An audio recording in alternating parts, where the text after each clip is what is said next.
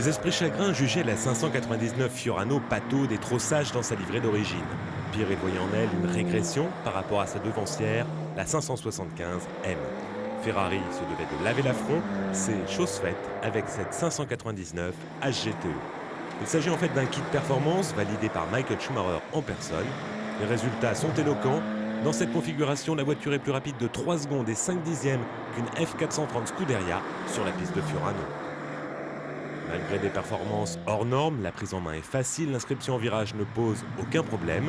Le moteur à la sonorité envoûtante fait office de pouce au crime et en même temps nous donne le sentiment très net qu'il peut nous désarçonner à tout moment. Difficile d'en savoir plus sur route, qu'à cela ne tienne, nous nous sommes rendus sur un terrain plus approprié à un tel monstre. Grâce à l'hospitalité de M. Marc Botmin, le directeur général de l'aéroport Marcel Dassault de Châteauroux, nous avons pu poursuivre plus loin nos investigations. Cette ancienne base américaine donne aujourd'hui dans le fret la formation de pilotes, la maintenance et le démantèlement d'appareils. Un environnement cadrant bien mieux avec les performances de la 599 HGTE. Extérieurement, ce kit se distingue par des roues de 20 pouces et non plus 19.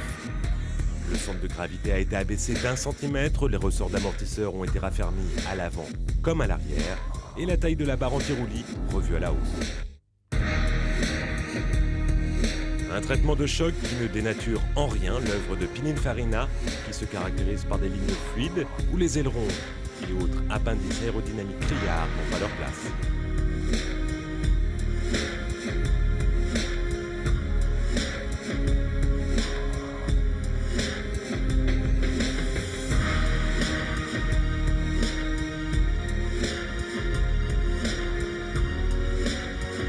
Les changements sont plus marqués dans l'habitacle, avec un revêtement imitant la fibre de carbone envahissant, effet garanti. Dommage cependant qu'il s'agisse d'un plastique ayant le mauvais goût de se rayer.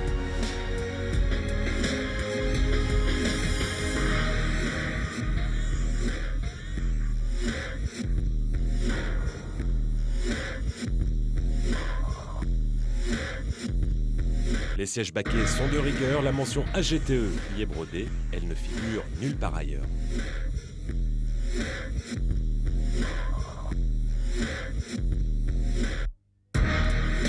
Peu de changements également en ce qui concerne le moteur, c'est toujours le V12 6 litres de Lenzo développant 620 chevaux. Il dispose d'une nouvelle gestion faisant baisser la consommation, mais surtout il est accouplé à la boîte F1 qui a encore gagné en rapidité. Changer de rapport ne prend plus que 85 millisecondes. Voilà, il est maintenant temps de passer aux choses sérieuses. 3,5 km départ arrêté et la plus haute vitesse jamais réalisée dans Maxi Test.